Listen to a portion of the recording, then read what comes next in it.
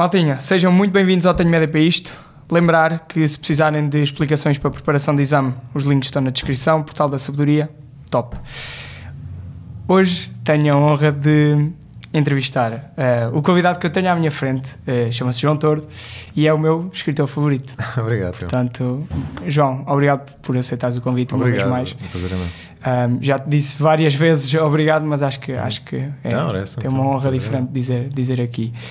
Eu acho que começava por te perguntar que então nos Lugares Sem Nome, foi a trilogia dos Lugares Sem Nome, foi para mim foi espetacular, especialmente o livro do luto de Elias Gros. Aquilo é qualquer coisa, e aquilo incide muito sobre o budismo. O terceiro volume. O terceiro, principalmente, sim. E eu fiquei aqui a questionar se, quando tu estás a escrever um livro, se o facto de, por exemplo, aquilo incidir sobre o budismo é uma consequência daquilo que tu já tens interesse, ou se foi um tema que tu, de facto, andaste ali a pesquisar, ou se eram coisas que tu já sabias. Como é que funciona este processo? Bom, para já, obrigado pelo convite. A trilogia é um projeto muito específico e muito diferente de tudo aquilo que eu fiz. Encaixa-se ali entre o período de 2014 e 2016-17. Os 3 livros foram escritos de enfiada, depois foram saindo um bocadinho mais tarde do que a sua escrita, que não é um modo que eu costumo trabalhar habitualmente. Normalmente, se trabalho, deixo os livros repousar durante muito tempo. Por exemplo, o livro que vai sair, o romance que sairá no final deste ano, eu já o escrevi há 2 anos. Não. Sim, depois fica ali e agora vou reescrevendo com calma e não sei o quê. Portanto, desculpa interromper, mas não te fica aquela coisa de... Imagina, eu estou a imaginar o trabalho de um ano, né? Quer dizer, não sei, quanto tempo é que demoras a... Este romance escrevi-o durante a pandemia, escrevi-o entre o final de 2019, ainda não havia pandemia, e maio de 2020. E acabei essa versão e deixei-a no computador. Está lá há 2 anos. Certo, ou seja, pelo menos são 6 meses ali brutos de trabalho. Diria 5 a 6 meses. 5 a 6 meses para um livro.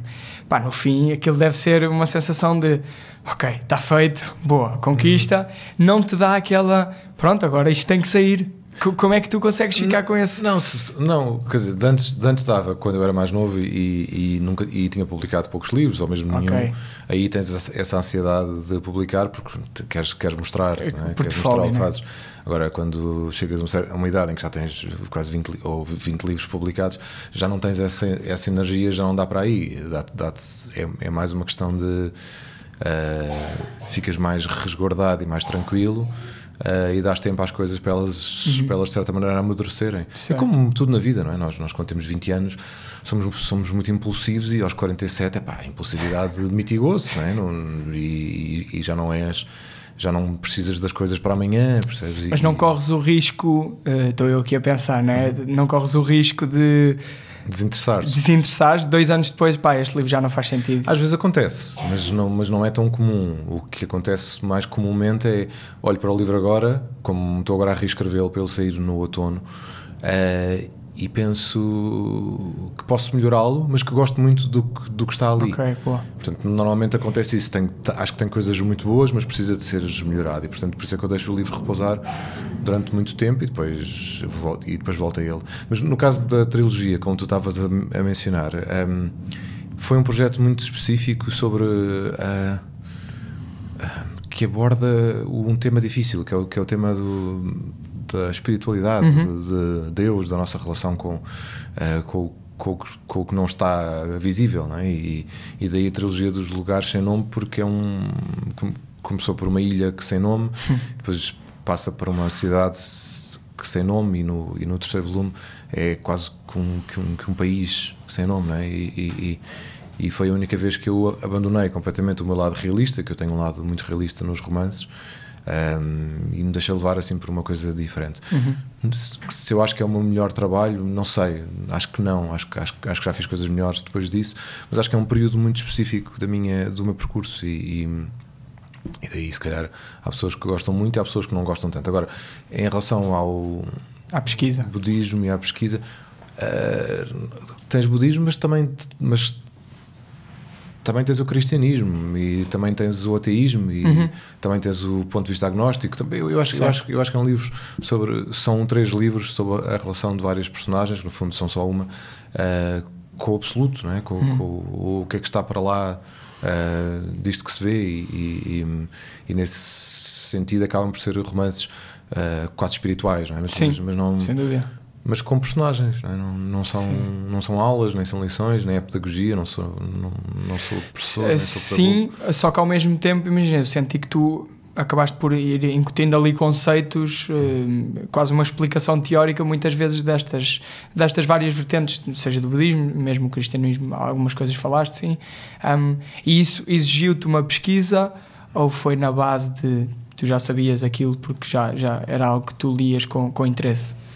Olha, o budismo é uma prática, não é uma teoria. Não há os sermões do Buda foram registados oralmente e passaram de mão em mão desde 600 anos antes de Cristo até hoje. Portanto, passou muito tempo e não há nada escrito propriamente dito.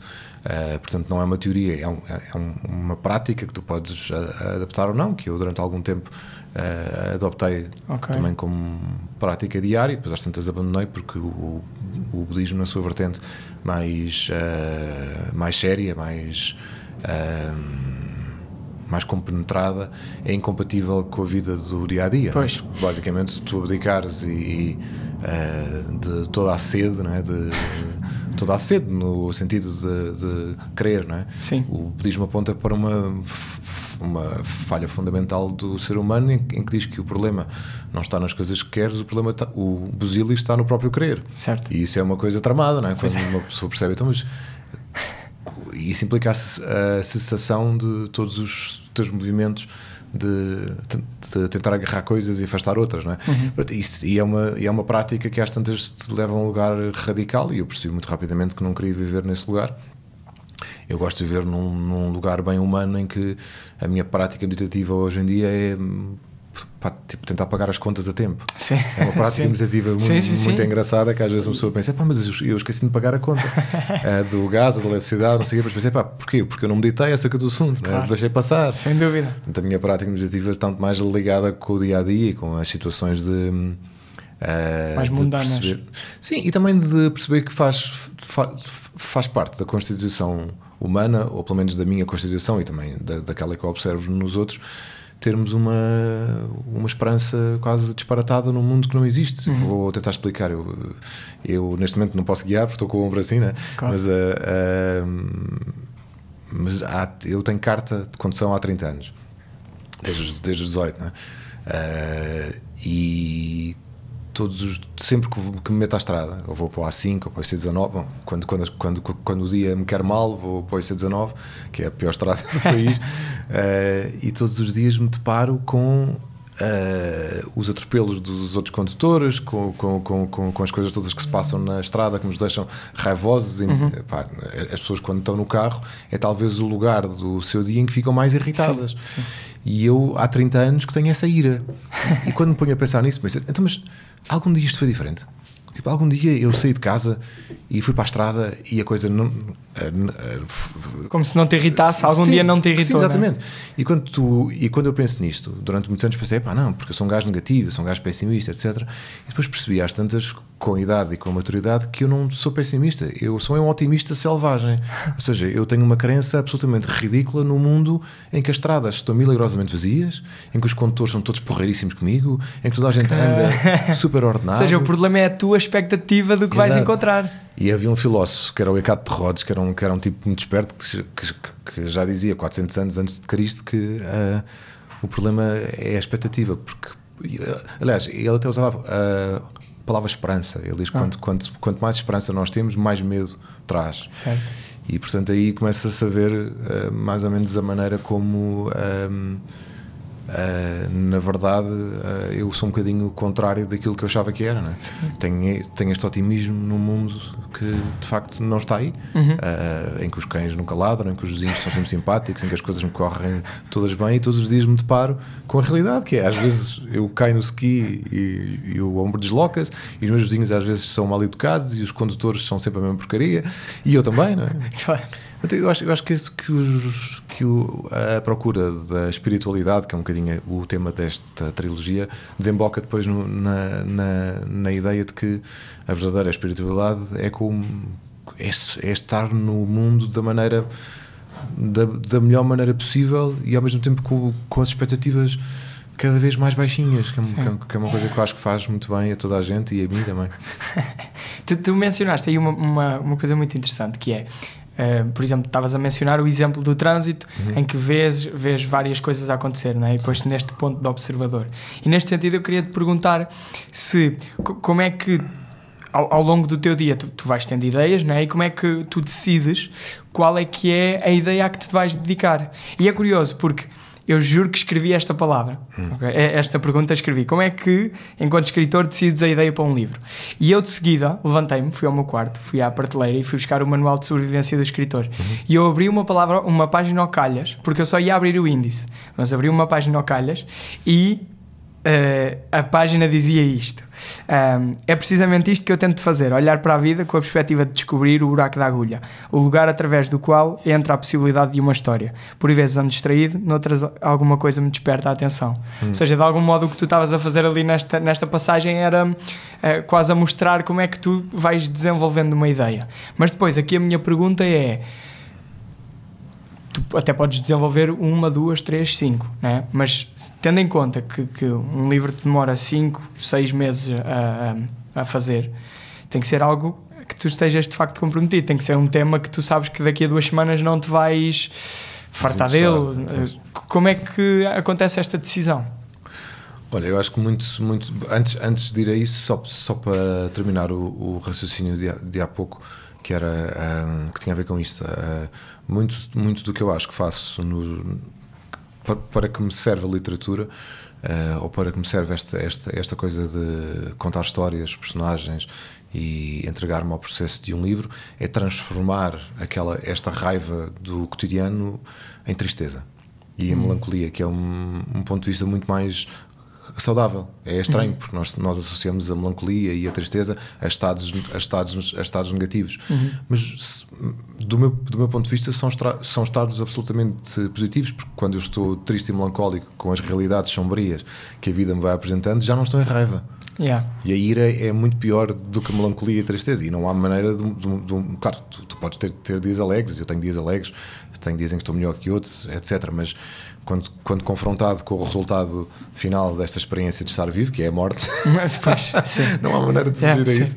E quanto mais os anos passam, mais tu vais tendo a perspectiva disso, porque os teus entes queridos morrem, porque tu próprio, o corpo começa a dar-te sinais de que já não é aquilo que era, a tua cabeça começa a produzir esquecimentos e apagões, apagões não, mas pequenos buracos e fissuras, né? Naquilo que era a consciência do real. A partir desse momento começas a perceber que estás-te a aproximar de um lugar qualquer, e como é que tu vives com isto, não é? Portanto, isso é o tema de um ensaio que vai sair agora na primavera, que tem a ver com este tema, precisamente a morte. Mas é um ensaio cómico também ao mesmo tempo, e um bocadinho divertido sobre... Eu acho isso muito interessante nos teus livros, que é, às vezes o livro é extremamente melancólico, mas depois tens 1 ou 2 pontos que fazes o leitor, tipo, dá mesmo uma gargalhada, sabes, de vez em quando, com coisas muito simples, que é muito interessante. Mas para responder à tua ideia, à tua pergunta acerca das ideias, é precisamente assim, é como está descrito no livro. Vou-te dar um exemplo assim mais recente, talvez. Eu há uns anos tive uma ideia para um livro, diria que estava para aí em 2014, 2015, em que um dia acordei de manhã e pensei assim: gostava de escrever um livro sobre... Aliás, não diria que pensei, diria que quando acordei a ideia estava lá, que é mais isso.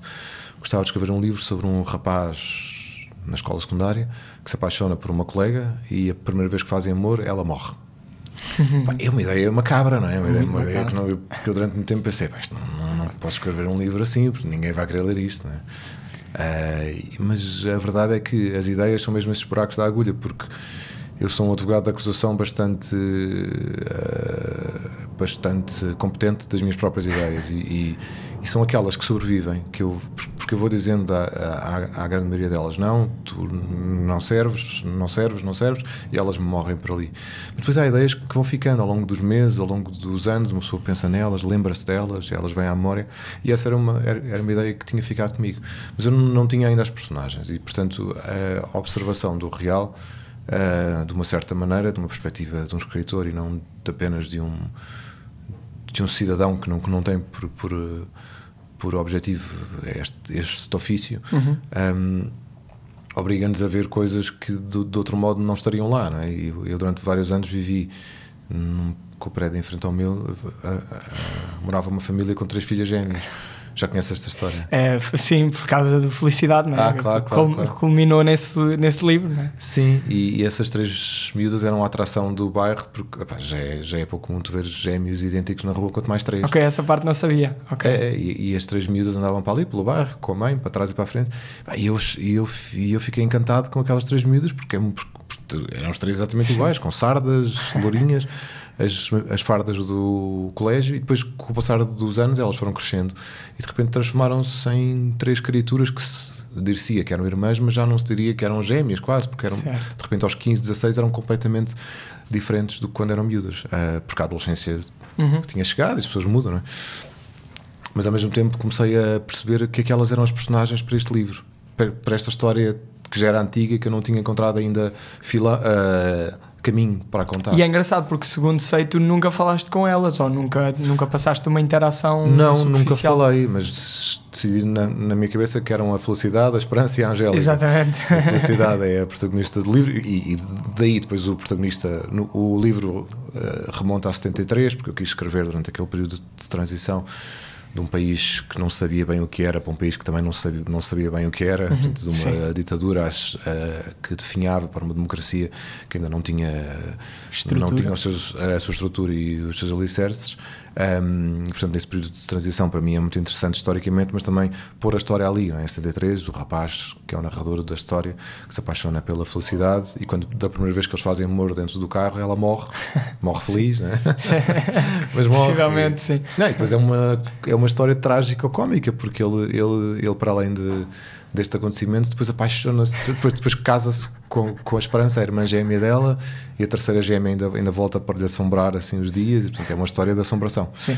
E ao mesmo tempo cómica, porque o narrador vai juntando o disparate à asneira e aquilo, enfim, e aquilo nunca mais acaba. Mas o outro dia estava numa escola no norte do país, outro dia não, há 2 meses, e contei esta história do rapaz de 17 anos que se apaixona por uma rapariga, a primeira vez que fazem amor ela morre, e quando olha para cima tinha um auditório com 150 miúdos, todos entre os 16 e os 17 anos. Estavam todos exatamente a idade das pessoas do livro, não é? Sim, e eu tive de dizer: não se preocupem que isto não vos vai acontecer, vocês não vão morrer, eu já fiz algumas vezes e não morri. Claro. E eles estavam sempre a olhar para mim, porque de facto ou seja, isto não é o tipo de história que tu possas contar sem teres uma voz e um tom muito, muito apropriado. Certo. Isso demora muito tempo a tu encontrares e achares, não é? Portanto, era para responder à tua pergunta, as ideias não são só ideias, são um conjunto de coisas que se vão aproximando umas das outras, e de repente tu percebes que tens ali a possibilidade de contar aquilo de uma certa maneira. Okay. E tem que ser aquela maneira, percebes? E esse tom e essa voz é que é o mais difícil de tu encontrares. Ok. Ou seja, chega a uma altura em que faz sentido. E tu começas de facto a sentir sentido, que as peças se juntaram. Sim. E chegou agora, não é? É quase uma... Sim, exceto quando escrevo policiais, por exemplo, que é uma coisa que me tem dado imenso prazer nos últimos anos, porque é um género de que eu gosto muito e que eu acho que faço razoavelmente bem, e tem tido bastante sucesso os livros, porque de facto as pessoas gostam daquelas personagens. E aí é um processo mais mental. Porque quando já escrevi o Águas Passadas, depois o Cenas de Perdão, antes disso tinha escrito A Noite em que o Verão Acabou.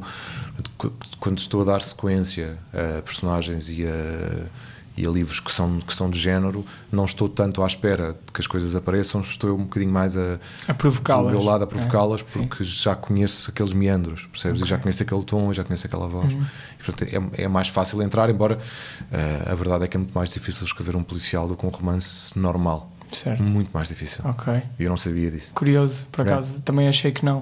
É mas muito mais difícil. Possivelmente pela vertente de todos os twists que a história tem que ter e toda no fundo é quase fazer aquilo viciante, ou não? Sim, tens de tornar a coisa viciante e fazer com que cada capítulo seja um salto para o capítulo posterior, e também ao mesmo tempo que estás a fazer que eu estou a fazer trabalho de personagem, que é o que eu gosto mais, saber quem é esta personagem, não é? A Pilar, por exemplo, que é a protagonista dos policiais, e porque é que ela está interessada nisto, certo. Porque é que ela quer resolver isto, não é? O que me interessa muito mais do que a resolução do próprio caso. Claro. Eu não estou assim tão interessado em saber quem é que matou, sim. como porque é que ela persiste nisto.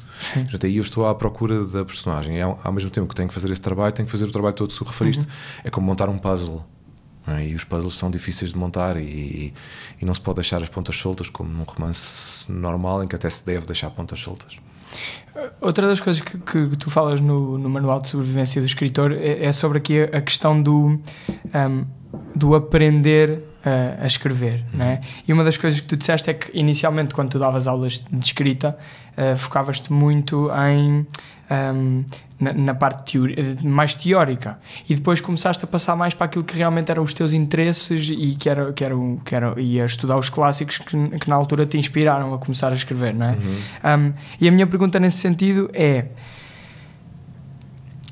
para quem quer aprender a ser escritor, como é que tu recomendas que se faça esse percurso? Qual é a melhor forma de haver aqui este processo de aprendizagem? E se calhar podes mesmo falar um bocado do teu, que eu até não sei se na tua altura havia tanta oferta de cursos de escrita como há agora, não é? Nada. Possivelmente não havia nada, não é?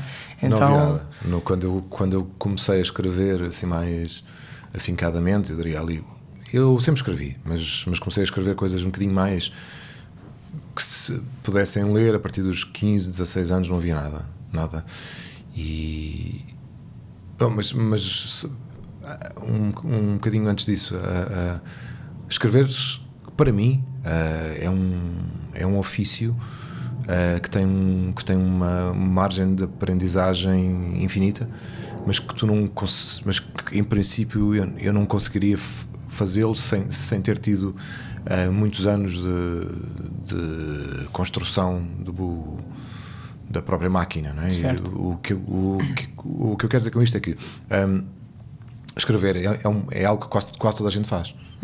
Todos nós mandamos e-mails, SMS, mensagens de texto, WhatsApp, essas coisas todas, e portanto, como quase todos podemos e sabemos escrever, as pessoas pensam que a escrita é uma coisa que toda a gente pode fazer. Ora, mas uma coisa é escrever e-mails, WhatsApp, mensagens de texto, e outra é escrever um romance. É uma coisa completamente diferente e que exige uma aprendizagem muito parecida com a aprendizagem musical. Por exemplo, tu se comprares um bilhete para ires tipo a aula magna, ver um pianista tocar, tu esperas que aquele pianista saiba o que é que está a fazer, que tenha passado anos, décadas a aprender a sua profissão, o seu ofício, música, o seu instrumento. Não te passa pela cabeça pagar 30 euros para ir à aula magna e o tipo chegar lá e não sabe o que está a fazer no piano. Claro. Pode ser engraçado, como experiência sociológica, mas em princípio não será uma coisa que tu queres fazer. Com a escrita temos uma percepção um bocadinho diferente, porque como todos podemos escrever, mas repara, escrever mails ou WhatsApps, etc., é o correspondente musical a mandar um caixote de lixo para o chão, não é? Ou pelas escadas abaixo. Faz um barulho. Não é? É mais ou menos o equivalente harmónico e melódico a isto. Portanto, não tem grande informação ali que possa ser registada do ponto de vista artístico. Não é? Tu, quando mandas o caixote de lixo pelas escadas abaixo, não estás à espera que aquilo produza uma sinfonia. Não é? Portanto, da mesma maneira, escrever sem ter a aprendizagem que um pianista faz do seu instrumento, do seu ofício, da sua ocupação, é mais ou menos a mesma coisa. Eu consigo escrever WhatsApp, não é mensagens de texto, mas para escrever um romance preciso de anos de estudo. E esse estudo, como tu disseste, é feito através da nossa própria prática, obviamente, a partir de uma certa altura, mas é feito através da tradição literária. E a tradição literária é específica de cada um, como cada músico que aprende guitarra ou piano terá os seus mestres. Eu tenho os meus e tu terás os teus e outros escritores terá os deles. Mas sem esses mestres, sem essa aprendizagem, que é o que eu faço nos cursos de escrita, não é ir para lá dizer o que é que eu acho. Quer dizer, o que eu acho é relativamente indiferente comparativamente ao que acham os grandes, não é? O que acha o Saramago, o que acha o Dostoiévski, o que é que o Melville achava, o que é que o Philip Roth, a Virginia Woolf, a Margaret Atwood, tantos escritores e escritoras que moldaram a nossa vida da língua e da imaginação, né? E como é que eu sei o que é que eles acharam? Lendo-os, né? Eles demonstram o seu ofício na prática, e quando começas a olhar para os livros enquanto um escritor, em vez de olhar só enquanto um leitor, perdes algum do prazer da leitura, isso é verdade, mas também começas a perceber as linhas com que aquilo é cozido e de onde é que eles vieram. Então eu acho que isso é a aprendizagem fundamental de qualquer escritor. Não dá para apressar as coisas, e o que se acontece hoje é que também, muito devido à influência de outras formas de expressão artística, em que as coisas são apressadas por causa da televisão, por exemplo, quando vês aqueles concursos dos ídolos e do Anda a Dançar o Tango, não sei como é que se chama, Anda a Dançar comigo, Dança comigo, em que as pessoas são concorrentes, por vezes muito jovens, e vão lá e ao fim de 3 ou 4 galas já estão a cantar para milhares de espectadores e milhões de pessoas em casa que os veem, e normalmente a consequência disso é que em 2 ou 3 anos eles desaparecem, certo? Porque não têm, porque falta todo o ofício ali, não é? E é uma coisa que pode ser feita posteriormente, mas não ajuda. No caso de um escritor, por exemplo, as experiências que eu tenho tido e as pessoas que tenho conhecido não ajuda tu seres um caso de sucesso rápido, precoce, não. Pois. Porque de certo modo isso trava a tua aprendizagem, percebes? Isso é uma coisa estranha de se dizer, mas no meu caso foi a pura verdade. Eu comecei a publicar em 2000, já não sei se foi 3 ou 4, quase 20 anos, não é? E o meu primeiro livro vendeu tipo 700 exemplares ao longo de um ano, o que é muito pouco. Na altura era muito pouco, e o segundo livro também não vendeu nada por aí além, e o terceiro, pronto, já vendeu um bocadinho mais, etc. Mas foi um percurso muito lento, percebes? Eu não cheguei a cena literária de maneira bombástica, nem espetacular, nem foi muito lento, muito devagar, e conquistando os leitores de livro a livro, viagem a viagem. Sim. Palestra a palestra, né? Conversa a conversa, biblioteca a biblioteca, que é uma coisa que eu faço muito. E agora podcast a podcast? Podcast a podcast. Portanto, foi um processo muito lento, e eu acho que para mim era o único processo possível, porque eu, ao mesmo tempo que fui escrevendo muito, fui também aprendendo muito com os erros e com as coisas que eu não com as áreas que não são a minha área a minha praia, não é? Sim. E essa aprendizagem foi feita ao longo do tempo. Ora, se eu tivesse sido um caso de sucesso enorme ao primeiro ou ao segundo livro, estou em crer que talvez esta aprendizagem não tivesse acontecido, certo, ou tivesse demorado muito mais tempo. Por isso é que eu acho que a frustração e o fracasso dos primeiros anos é uma boa experiência. É uma boa base, não é? É uma boa experiência. É estranho, não é? Porque uma pessoa quer ter sucesso e depois percebe que quando se aprende, com o sucesso aprende-se muito pouco. Ou seja, ou quase nada. Com o sucesso rápido, pelo menos. Desculpa, há uma coisa que tu chegas a aprender com o sucesso, que é teres gratidão pelas pessoas que te leem. Ok. E isso é uma coisa que eu tenho percebido nos últimos, diria, 10 anos, em que comecei a manifestar a minha responsabilidade de pagar essa dívida, indo sempre que me pedem para ir, e sempre que é possível. Por exemplo, ano passado, entre março e junho, estive em 38 cidades. Foi assim uma turnê. Cheguei ao final e estava exausto e cheio de Covid e não sei o quê. Mas vale a pena, percebes? Porque ir ter com os leitores é uma expressão da minha gratidão, porque são eles que me permitem escrever. Claro. Se eles não comprarem os meus livros e não gostarem, etc., eu não posso escrever. Certo. Eu tenho que arranjar outro emprego e deixo de ser escritor. Sim. E por isso diria que a minha relação com o sucesso é essa. Ok, esquece o sucesso, esquece lá que se as pessoas se o meio literário ou jornalístico ou académico gosta de ti ou não gosta de ti, isso não me interessa nada. O que me interessa no facto de os meus livros venderem tenho esta comunidade de pessoas que me leem, que com os anos vai ficando cada vez maior, e estou-lhes imensamente grato. Ou seja, nesta ideia de aprender, será então, resumindo aqui um pouco daquilo, tirando aqui a essência do que de algum modo foste partilhando, é esta questão de ler os grandes clássicos, né? Aprender de facto diretamente com os grandes, né? Também ter esta paciência de ir aprendendo com os erros e também desfrutar e viajar um bocadinho na frustração e no erro, né? Ao mesmo tempo, depois há aqui outras questões. Isto é a questão mais se calhar do caminho de aprendizagem, mas depois há aqui também a questão da própria disciplina, que é como é que é a tua rotina de leitura e o que é que tu aconselhas que seja, segundo a tua experiência naturalmente, não é? Claro que não é igual para todos, mas que seja uma boa rotina de escrita para alguém que está a tentar iniciar neste mundo, sempre tendo em conta que no fundo o grande objetivo de trazer cá é este de, ok, está ali alguém a ver que quer ser escritor, e está a tentar perceber, ok, como é que se faz isto? João, conta-me os teus segredos, entendes? Então qual é que é a tua rotina, o que é que tu sugeres a nível de rotinas, segundo a tua experiência, como é que é? Olha, a primeira coisa que eu sugiro é baixar as expectativas, né? Que é uma coisa muito, muito chata, mas que tem que ser, que precisa absolutamente de ser feita, porque o meio editorial é muito competitivo, é muito difícil de entrar e por isso baixar as expectativas é uma boa ideia para um jovem escritor e sobretudo aqueles que não estão publicados, porque isso vai fazer com que muita da ansiedade antecipatória se mitigue. Enfim, eu como dou aulas de escrita há muitos anos, não é? E também tenho essa experiência as pessoas mais novas são aquelas com mais ambição, claro, que é uma coisa absolutamente orgânica e natural, mas no meio literário as coisas não acontecem normalmente como nos concursos de televisão, não é? É tudo muito mais devagar e tudo é demasiado lento para a nossa urgência, como dizia o Virgílio Ferreira, né?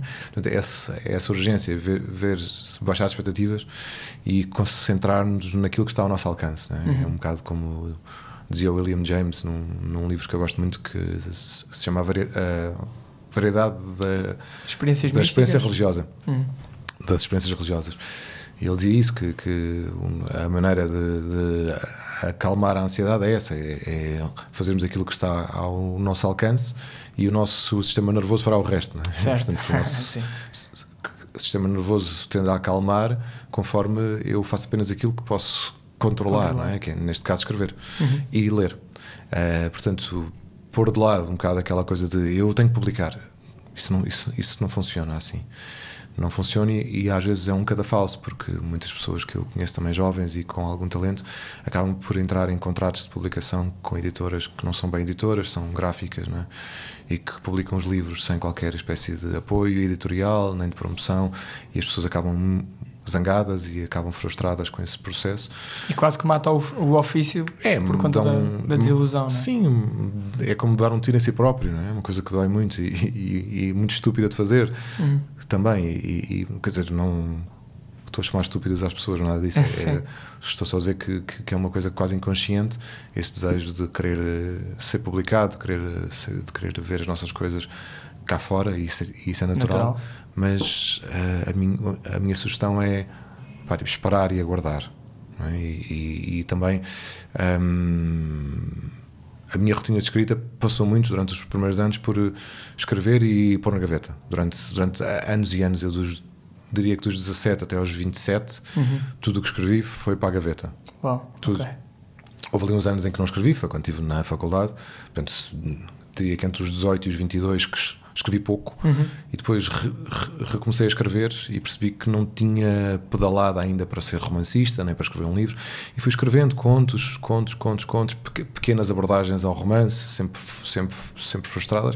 Tenho milhares de páginas nas gavetas, já nem sei onde é que elas estão, mas foram a minha aprendizagem, percebes? Para um dia, quando cheguei ali aos 26, 27, comecei a escrever um livro, pensei, ok, pode ser que haja aqui alguma coisa, mas porque tinha feito esse processo, não é? Sem esse processo eu não teria... Tinhas falhado muitas vezes até muitas ali, vezes, não é? Sim. E continuo a falhar ainda hoje. E quantas horas é que normalmente tu escreves por dia? Que levantas, fazes tipo Stephen King, que é tipo levantas-te às 6 da manhã e até à 1 da tarde estás a escrever? Não, o Stephen King é um bocado exagerado, porque ele tem uma rotina também um bocado desumana quase.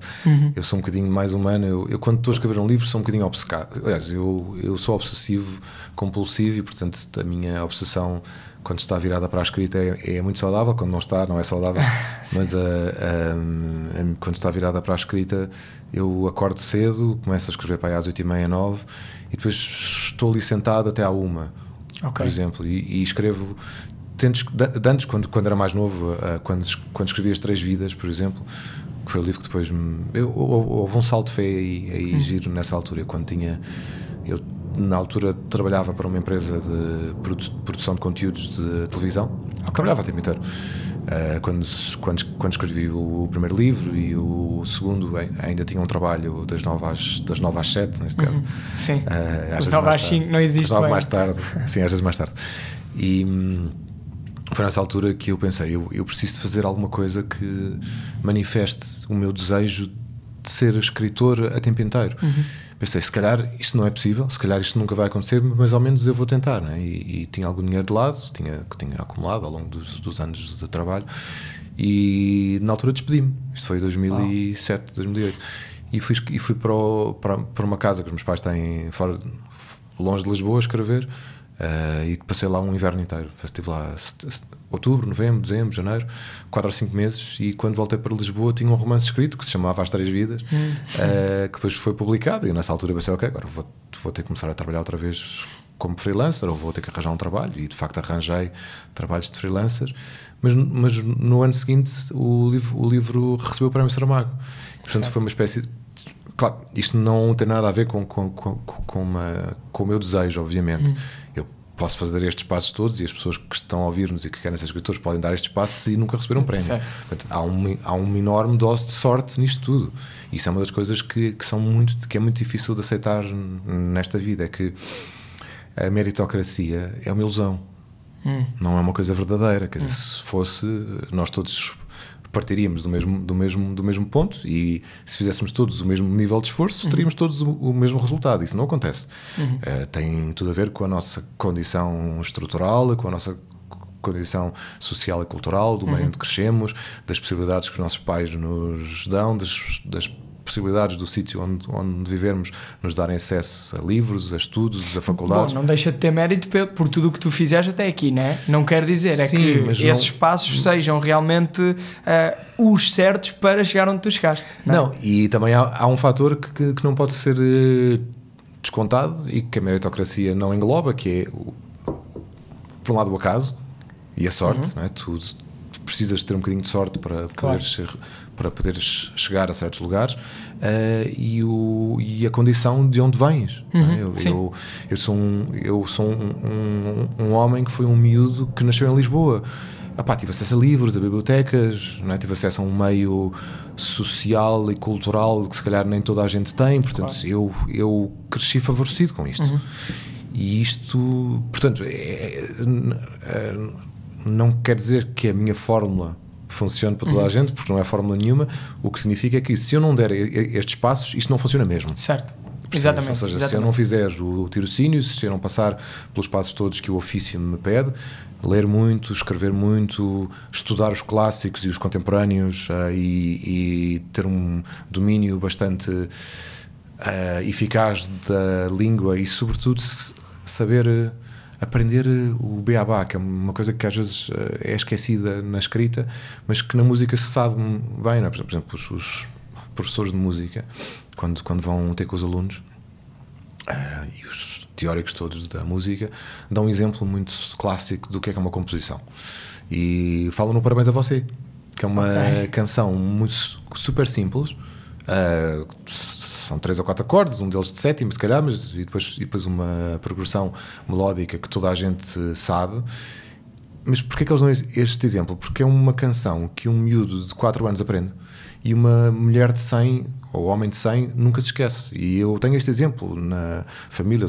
Eu tenho 8 sobrinhos, e todos eles aos 3, 4 anos cantam Parabéns a Você, nunca se esquecem, sabem as notas todas. E a minha avó, que morreu em dezembro, até aos últimos anos de vida, sentava-se à mesa no seu sítio de sempre, e quando vinham os bolos de anos dos netos para bisnetos, etc. Ela podia estar naquele estado já quase animação suspensa, em que os velhos, muito velhos estão, quase sempre a dormir, mas quando cantavam os programas você, ela cantava a canção. Certo. Nota a nota. Portanto, há algo de muito engraçado na simplicidade, em aprender o beabá, não é? Como é que se escreve uma coisa muito simples, mas que ao mesmo tempo tem uma magia que só se encontra quando entramos no processo. Se eu ou tu agora fomos para nossas casas e tentámos escrever uma canção que é cantada em todo o mundo, em 150 países, milhões de vezes, é a canção mais cantada de todos os tempos, tenta fazê-la. É impossível, não é? E contudo nós passamos ao lado dessa canção como se fosse um dado adquirido. Vai, toda a gente sabe, não é? Claro. Mas os professores de música fazem isso, enfim, com os miúdos, dizem, olha, esta canção é muito importante. Porquê? Porque está construída deste modo e é inesquecível. Eu acho que muitas vezes o processo de escrita ou de aprendizagem do ofício passa também por isso. Passa por, primeiro, deixa-me aprender isto. E quando eu perceber como é que isto é feito, não é? E quando também for impregnado da magia que a simplicidade tem, depois então deixa-me ir começar a tentar encontrar a minha voz. E onde é que a gente encontra um equivalente desta canção no mundo literário? Encontras nos grandes clássicos, encontras nos mais, encontras no Crime e Castigo, encontras no Moby Dick, encontras em Flaubert, encontras em Saramago, encontras na Duras, enfim, é nos clássicos porque eles sabem esta canção muito bem. Percebes? Sim, estou a entender. Ou seja, lá está quase implícita essa simplicidade do que é o processo da escrita, né? Só que depois muito mais construída e muito mais impregnada da experiência. Né? Sim, eu acho que muito da experiência também me tem ensinado que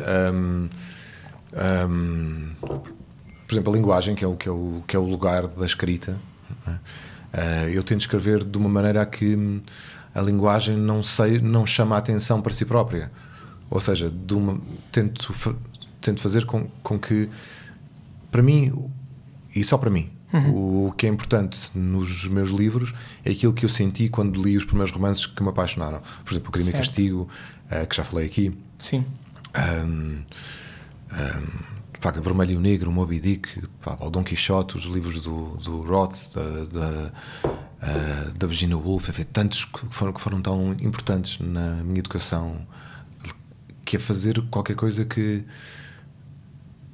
me faça companhia, e não no sentido de me fazer companhia para eu adormecer, não é isso, embora também seja uma experiência agradável uma pessoa estar a ler um livro e vai ser embalada, não é? Sim, mas também faz diferença, ou seja, imagina um livro que tu lês 2 páginas e paras, e no dia a seguir lês 2 e paras. Sim. Tu nunca vais imergir-te tanto e sentir de facto essa companhia do livro que estás a falar, tanto como quando estás 1 hora a ler 30, 40, 50, 60 páginas, não é? Sim, eu acho que isso é um dos meus desafios, é esse, é que, por exemplo, um escritor como o Saramago, não é? Que muitas pessoas têm uma ideia de que é muito complicado, que é muito difícil, que não usa pontuação, que não é verdade, porque ele usa vírgulas e pontos finais o tempo todo, mas o Saramago pede esta breve educação que são os parabéns a você, que é deixa-me ouvir 3 ou 4 vezes e eu depois apanho este enliar, não é? Sim. E o facto é que o Saramago, as pessoas podem achar difícil, mas quando se lê aquilo durante 15 minutos, de repente somos tomados por aquela voz e aquilo torna-se super simples. Sim. É das coisas mais simples de ler, porque é como se ele tivesse quase a cantar-nos ao ouvido. É verdade. E quando se apanha aquele ritmo, não é? E por isso é que eu comparo tantas vezes a escrita literária à composição musical. O José Saramago escreve sinfonias. Completamente. E essa companhia está mesmo lá implícita. Tá. Tipo, eu adoro quando ele fala para o escritor. Sim, sim. Adoro. E isso é uma maneira de contar que eu acho que é só dele. e que ele encontrou ao fim de décadas de trabalho. Não foi como muitas vezes se pensa, que ele teve uma espécie de epifania aos 60 anos e tal, uma epifania, e de repente começou a escrever. Não, tu lês os livros anteriores, não, os romances anteriores, A Terra do Pecado, Pátio Levantado do Chão, etc., e percebes que ele não... e depois o Manual de Pintura e Caligrafia, percebes que o Saramago só chegou a ser o Saramago depois de décadas de trabalho. 60 anos de trabalho. Portanto, é muito curioso como isto é visto. Depois tens outro lado dos escritores, e mais aqui em Portugal do que noutros países, diria eu, em que os escritores acham que a literatura tem que ser uma coisa desafiante, não é? Difícil, exigente, que seja uma espécie de repto quase ao leitor, e quanto menos o leitor perceber melhor e aquela... de certo modo, a apologia do difícil, que é uma coisa que eu não estou nada... quer dizer, respeito, mas não estou nada interessado nisso. Acho que a minha missão enquanto escritor, só para mim, de novo, é tornar as coisas complexas o mais simples possíveis, para pôr a melhor emoção possível ali, percebes? Para que um livro seja uma experiência emocional e não apenas de pensamento. Isso é que é o difícil de fazer, porque talvez essa linha mais do difícil, não é? Da experiência de dificuldade, que muitas vezes até afasta os leitores das páginas, percebes? Tem como contraponto dizer-se que ou se faz isso, ou nos estamos a vender ao comércio. Como se estivesse a escrever de forma comercial para toda a gente poder consumir. E não tem nada a ver com isso, percebes? Porque muitos dos grandes escritores dos nossos tempos e de outros têm prosas simples, efetivas, mas contam-te grandes histórias e grandes personagens que são o espelho daquilo que nós somos. Por exemplo, o Dostoiévski, a sua escrita não é nada difícil. Não. No entanto, as histórias são inacreditavelmente profundas, não é? Poderosas e belas, porque ele está a contar-nos aquilo que nós somos. E de novo o Saramago, não é? Aquela coisa de que ela é difícil. Não é nada difícil. Eu acho que o Saramago dá essa ideia pelo tipo de escrita que ele tem, não é? O tal facto de só usar vírgulas e pontos finais, e aquilo fica assim, às vezes parece um bocado assustador, mas é como tu dizes, começas a ler e de repente isto não é nada difícil. Nada. E nesse sentido, então, é um dos conselhos que tu também deixas, que é optar por essa simplicidade? Não acho que seja para toda a gente. Acho que cada escritor é um caso, e acho que essa simplicidade a palavra simples tem uma conotação negativa, não é? Isso é muito simples. Pois. Mas não é isso que eu quero dizer. O que eu quero dizer é a partir do momento em que tu consegues que a voz que está ali presente deixe-te tentar ser mais inteligente do que a pessoa que a está a ouvir ou a ler, não é? Conseguiste criar um espaço muito interessante que se chama o espaço empático. Certo. E quando eu digo empatia, não estou a dizer empatia no sentido moderno, em que empatia, enfim, é fácil uma pessoa dizer que tem empatia pelas pessoas de quem gosta. Empatia no sentido aristotélico, grego, significa estar presente a coisas que nos causam profunda aversão. É estranho, não é? Este sentido original. Mas quando tu olhas para a tragédia grega, só pode-se querer dizer isso, porque quando olhas para uma história como a de Édipo que mata o pai e apaixona-se pela mãe, como é que tu consegues estar identificado com aquela personagem? Tu podes não te identificar com os seus atos, mas consegues identificar-te no sentido empático das emoções. Da mesma maneira, talvez um exemplo mais contemporâneo e mais fácil seja Lolita, do Nabokov. Lolita é uma história de 400 e tal páginas, narrada por um pedófilo, por um homem de 40 e tal anos que está apaixonado por uma rapariga de 13, e por causa dela faz todo o tipo de disparates possíveis, até no fim do livro assassinar o novo amante dela. E o Humbert, quando te conta a história, se não houver esse espaço da antiga empatia aristotélica em que tu podes estar com as coisas que te causam aversão, porque embora os factos não te sejam acessíveis, ou seja, não obstante tu nunca te queres comportar daquela forma, como aquela pessoa, podes sentir empatia pelas suas emoções. Aliás, o Crime e Castigo é uma viagem completa sobre isso, não é? Estás no livro constantemente a pensar, à página 50, ele à página 50 mata 2 mulheres. Sim. Uma por desígnio, outra porque ela entrou no quarto.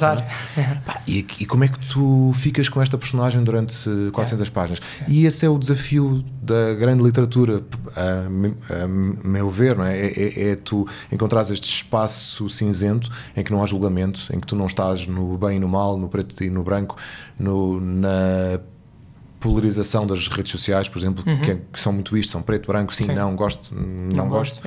E a literatura abre-te esse espaço de cala-te, ouve e vê, é quase entrar no campo da não dualidade, não é? Deixa-me explorar um bocadinho dos dois lados.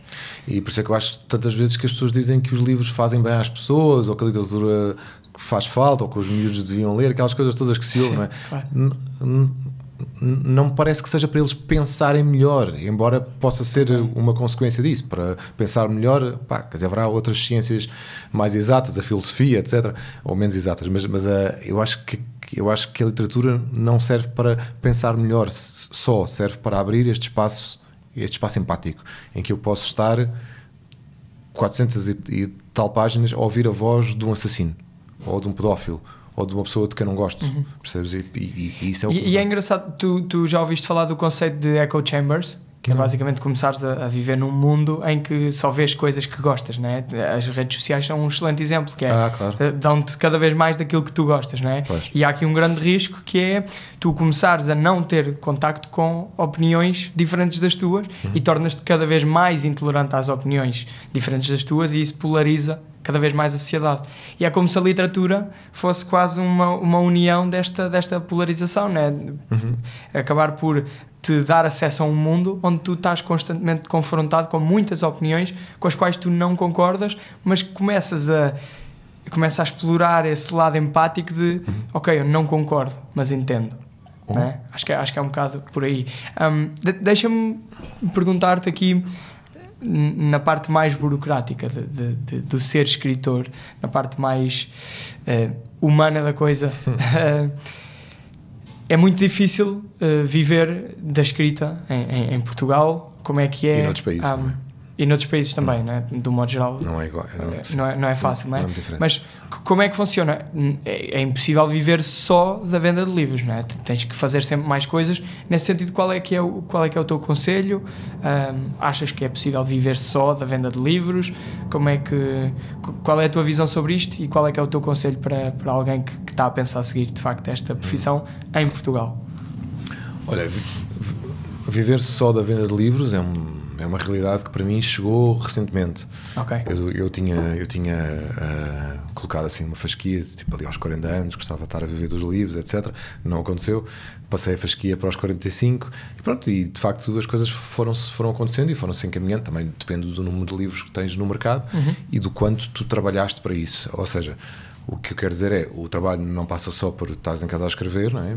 Ou estás onde quer que seja a escrever, e os livros serem publicados passa pelo trabalho todo que fazes depois disso, de viajar, de ir ter com os leitores que querem conhecer-te, querem saber quem é que escreveu este livro, porquê, o que é que tu pensas, o que é que tu achas, e tu terás de ter também uma curiosidade bastante semelhante em relação a eles. Ao fim de quase 20 anos disto, confesso que não me sinto assim tão surpreendido por hoje em dia eu estar praticamente a viver dos livros, porque para já acho que fiz o meu percurso e acho que fiz esse trabalho todo, muitas vezes com custos pessoais, obviamente, porque não se consegue ter uma vida de escritor e ser pai de 5 filhos aos 20, é impossível, não dá, ninguém consegue, porque a quantidade de viagens que eu fiz nos últimos, diria, 15 anos mais acentuadamente, não é compatível com uma vida comum. Certo. Não é? Portanto, seja com uma família, etc., não é compatível, e portanto eu tive que fazer escolhas, como toda a gente tem. Mas como as fiz, acabei por chegar aqui a este ponto em que também eu diria que a minha escrita e os meus livros ocupam um espaço que não é muito habitual, ou seja, é um espaço em que tu não estás no espaço da dificuldade, ou seja, dos autores mais fechados sobre si próprios e mais obstinados com questões simbólicas e de linguagem, não sei o que mais. Eu estou num espaço em que a minha preocupação é por um lado,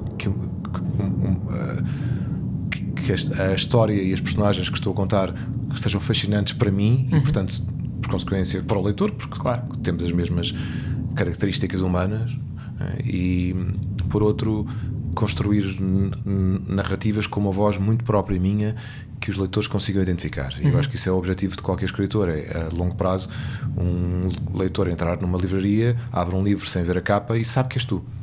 Eu acho que esse ponto chegou, em que não é muito difícil perceber que um livro é um livro meu, e isso é uma coisa que demorou muitos anos, mas a partir desse momento tu sentes uma segurança muito, muito maior naquilo que estás a fazer, e o facto de eu ter feito o percurso todo e de ter aprendido enfim, este ofício, não é? Que se está sempre a aprender, mas a aprendizagem que fiz até agora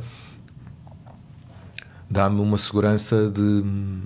Parece arrogante isto, mas não tem a ver, não tem nada a ver com arrogância. Tem a ver com eu saber o que é que estou a fazer. Certo. Percebes? E embora falhe, menos do que falhava há 10 anos ou há 15, obviamente, às vezes tenho que deixar alguns manuscritos de lado. Ainda agora, recentemente, estive em volta do manuscrito que já tinha para aí 200 páginas e pus de lado porque aquilo não estava a funcionar. Mas acontece, pronto, mas acontece menos do que de antes. Eu sei o que estou a fazer porque eu conheço esta linguagem, eu conheço este processo, percebes? E portanto, tanto fazer, a coisa torna-se quase nossa, não é? E torna-se quase orgânica. Eu acho que os leitores também sentem isso, porque eu acho que uma das coisas, enquanto leitor, que eu gosto muito é ir ter com um escritor que eu sei que me vai dar uma coisa que me vai tocar. É? E sei que alguns escritores conseguem isso quase sempre, e, portanto, se eu for um desses escritores para uma comunidade grande de leitores, em princípio eu consigo viver daquilo que escrevo, se der tempo, décadas à coisa, e se for bastante diria que prosaico com o resto da vida. Ou seja, o resto da vida convém que seja relativamente simples. Okay. Porque a escrita é uma coisa complexa, porque a vida de escritor é uma coisa complexa, e portanto o resto da vida terá de ser bastante simples. Também é muito curioso, isso faz-me lembrar quase aqui a ideia de que, por exemplo, o Ronaldo, o que ele faz é aquilo que lhe permite ser o que ele é dentro de campo, é tudo o que ele faz fora, não é? Todos os hábitos que ele tem fora do campo são aquilo que de facto lhe permite ter o nível que tem dentro do campo. E aqui é quase um bocadinho isto, não sei se é moldar a tua vida ao ofício, mas muito ter de facto essa simplicidade no dia a dia, para que depois possas ali descontrolar-te de outra forma.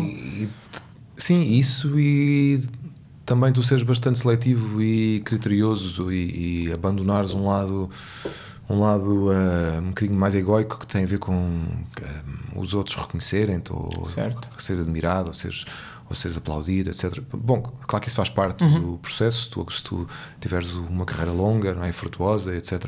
Mas pôr essas coisas de lado e concentrar-me na coisa essencial, que é a escrita, e a ponte com quem está do outro lado da escrita. Para mim é fundamental. Eu acho que muitos escritores e tal, realizadores de cinema até, e pintores e artistas têm, com todo o direito, a noção de que não querem estabelecer essa ponte, ou seja, que escrevem para si, que não pensam nos outros enquanto escrevem, que isso não lhes interessa. Claro, como é óbvio, eu não estou a pensar nas pessoas que me leem enquanto escrevo, porque isso seria impensável, porque são milhares. Sim. E eu não posso estar a pensar nelas, obviamente, mas tenho a preocupação, depois de cada livro, de deixá-lo sossegar, não é, pousar, e depois reconstruí-lo de um modo que seja que seja um serviço quase, percebes? Não sei explicar, não modo diria um serviço como um produto, mas que eu esteja a servir um leitor. Certo, exatamente, que eu estou a servir a audiência. Isto é muito estranho de se dizer, porque depois podemos cair naquela coisa, mas isso não é arte, não sei o quê. Já não estou nada interessado no que é arte ou o que é que não é arte. Depois faz parte do meu processo isto, de tornar as coisas claras para mim e, por consequência, torná-las mais claras para quem me está a ler. Deixa-me pegar no que estás a dizer e estamos a terminar, mas queria-te perguntar assim, de forma mais breve, mas quase condensando aquilo que estavas a dizer e o caminho que estavas a seguir. Quais é que seriam então 3 dicas assim, breves, diretas e simples, na medida do possível, para quem quer ser escritor? Quem está ali a pensar... práticas, sim. Se quiseres podes dar mais e fazer um misto entre práticas e entre quase, sei lá, psicológicas, emocionais, o que tu achar, existenciais. Emocionais nós já falámos muito. Sim, acabámos por... Vou tentar ser mais prático então. Olha, acho que uma das coisas que um jovem escritor pode fazer é prestar atenção ao número de concursos que há pelo país fora, e há muitos, concursos literários das câmaras municipais, das juntas de freguesia, às vezes, concursos enfim, mais nacionais, como os prémios, o Prémio Saramago, o Prémio Leia, os prémios não sei o quê, não sei o que mais, e esses concursos são todos, uma parte deles está aberta a inéditos, e muitos escritores acabam por encontrar o seu caminho para a publicação concorrendo a esses concursos. Pronto, isso é uma das coisas práticas que o escritor que já tem um romance acabado, um manuscrito terminado, pode fazer. A segunda coisa é não se esquecer de que a escrita é um processo de paciência, de persistência, de estar ali todos os dias, e de que se não sair bem à primeira, é o mais normal, nem à segunda, nem à terceira, não é? E portanto é preciso muito tempo até nós encontrarmos uma forma que se adequa àquilo que estamos a tentar contar, e isso acaba por ser um fluxo, ou dar-nos amplitude para escrevermos alguma coisa mais longa. Se o escritor quiser escrever romance, obviamente, porque há escritores de contos e há poetas, mas eu já não meto tanto, porque eu não percebo nada de poesia, ou percebo pouco. E depois acho que uma das coisas também fundamentais é não abandonar a nossa vida como a temos, não é? Porque a escrita é um meio incerto, super incerto. Portanto, nós podemos escrever 20 livros e ter muito pouco sucesso, como podemos escrever 10 e ter imenso sucesso, ou 3 livros, não é? E portanto não abandonar a nossa vida normal, o nosso trabalho, o nosso emprego, as nossas outras ambições, em prol de uma coisa que é totalmente que é estar em areias movediças, não é? Não sabes o que é que vai dar. Pronto, eu tive esse pequenino salto de fé que já contei, mas depois disso voltei à realidade. Sim, também estavas disponível para voltar a arregaçar as mangas se não desse. Muitos anos fui tradutor e escrevi guiões para televisão e cinema, que ainda faço hoje em dia. Portanto, eu fiz muita coisa para além dos livros. Isso é outra das coisas. E no sentido prático, eu acho que estabelecer umas horas, nem que seja 2 ou 1 hora, não é? Porque as nossas vidas são tão ocupadas, às vezes com filhos e com família e com não sei o quê, estabelecer uma hora, um espaço, e se possível um instrumento que seja só para aquilo. Por exemplo, eu há muitos anos que tenho um computador que é só para escrever. Só para escrever. Eu não faço... às vezes faço... eu vou ao Google se preciso de uma coisa qualquer, mas não vejo filmes nele, não vejo séries, não faço criar ali quase este é o símbolo da escrita. Exatamente. E tem um espaço. Certo. Que também te facilita, se calhar, a entrar lá mais facilmente quando te sentas. Este é o computador da escrita. Quando é o teu computador e é o teu espaço e é o teu tempo, não é? E é o tempo em que tu fechas a porta e a vida lá fora deixa de acontecer. Certo. Não é? Sendo que, como dizia o Stephen King num livro muito bom que se chama Escrever, que é talvez dos melhores livros dele, ele dizia uma coisa às tantas que era a vida não é o sistema de suporte da arte, é o contrário, não é? E isso é muito engraçado, porque uma pessoa de repente, quando se dedica à arte, pensa, não, mas isto é que é o sistema de suporte. Certo. Não é, ao contrário. A vida é o sistema de suporte daquilo que nós fazemos. Ou seja, portanto, tu não escreves... Desculpa, o que eu quero dizer com isto é, quando sais daquele quarto, deixas de ser a pessoa teimosa, ensimismada, solitária, não sei, quer dizer, se calhar melancólica, que está dentro daquele quarto a escrever. Exatamente. Passas a ser um cidadão como todos normal. Os outros. E os teus direitos, os teus deveres acabam e começam onde começam os direitos e deveres dos outros. É isso que eu quero dizer. Ok.